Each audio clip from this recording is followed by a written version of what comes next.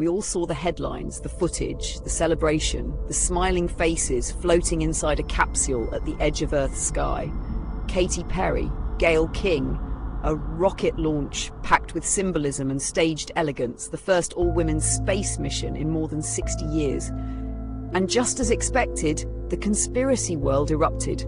This is what people are saying is proof that Jeff Bezos' most recent space launch was faked. Now you've probably already heard, but recently Katy Perry and a bunch of other women went into space using one of Jeff Bezos' Blue Origin rockets. After a few minutes in space, their capsule detached and they returned back to Earth. And this is where people think that it was faked, because in normal space missions, when they return back to Earth, one, it can only be opened with a special tool, and two, it can only be opened from the outside with the door opening out. But in the Jeff Bezos Katy Perry launch, you can see here the door opens by itself inwards before this woman runs up and allegedly tells them to close it. Jeff Bezos and the woman then stand by the side of the aircraft as if they can't get in for a full 3 minutes before Jeff Bezos eventually goes to the door with a special tool and opens it himself. While the Blue Origin all-female spaceflight is back on solid ground, the internet has launched its own barrage of conspiracy claims.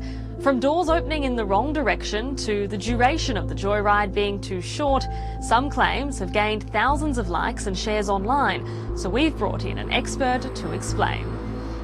Touching down in Texas, kicking up plumes of dust. Congratulations and welcome back to Earth. The all-female flight, starring Katy Perry and TV personality Gayle King on board Bezos' 6-seater Blue Origin, could be described as a roaring success, lasting a total of 11 minutes. But it's this moment that's caught the attention of conspiracy theorists. The hatch opening from the inside, minutes before Bezos uses a tool to open it. Here's the audio. The argument online is that a pressure-proof hatch shouldn't be able to open so easily from the inside. So, was the entire spaceflight staged, or were they just waiting for the cameras? After all, the event had no shortage of theatrics. While the door can open both ways for safety reasons, Bezos wanted to be opening the door for his fiancée.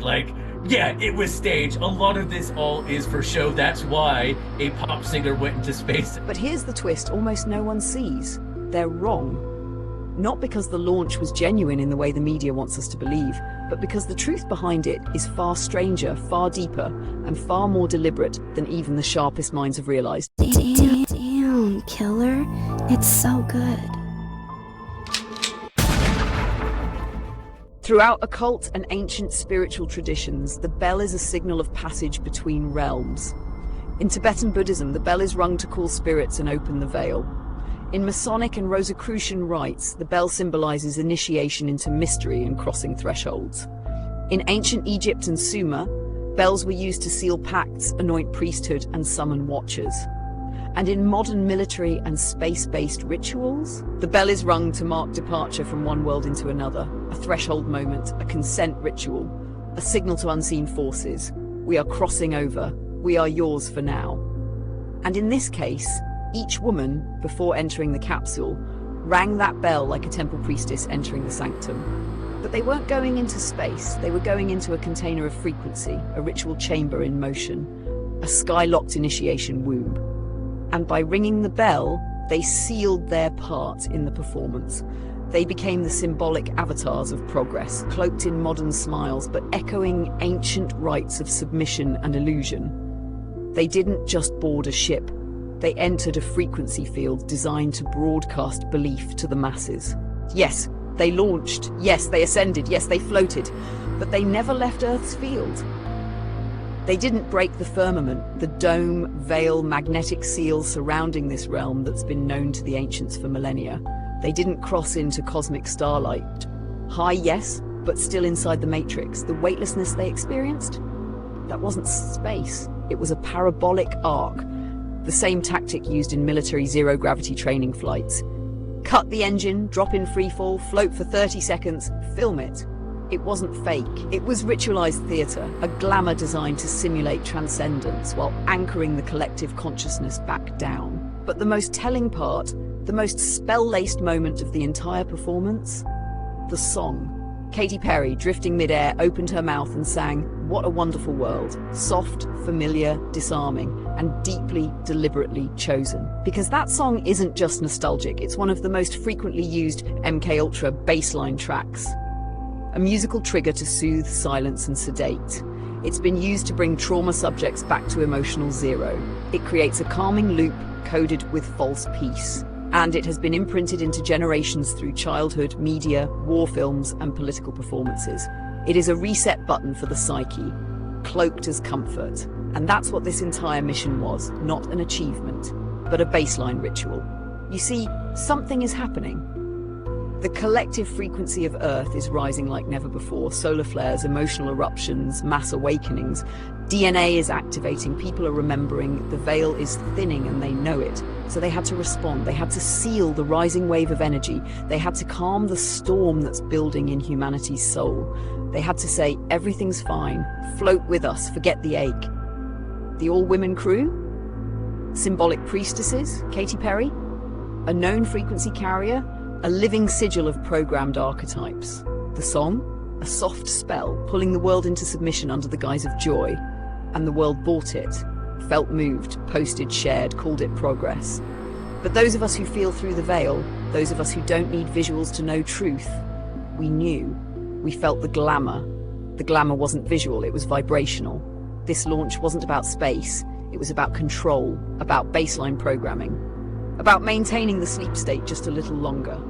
But it didn't work, because more of us are waking up than ever before. We're remembering the true gateways beneath Giza, beneath Antarctica, within our own blood. We're sensing the field breaking open, we're hearing the hum behind the veil, and we are no longer buying transcendence in a capsule.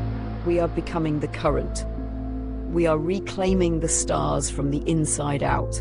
And no rocket, no ritual, no lullaby can stop what's coming, because the ones who remember are rising, and the false heavens are about to fall. Swing low like a gold-plated crucifix. Holy heart, hang Christ on a Cuban link. Do it my way, do it my way. Blood in my veins, the Messiah is alive. You can hear her in my swing low like a gold-plated crucifix. Holy heart, hang Christ on a Cuban link. Do it my way, do it my way. Blood in my veins, the Messiah is alive. You can hear her in my. I've been carving with this marble stone, like Michelangelo, since I was like 10 years old. And I was almost at the end of my wits when I saw my truth unfold.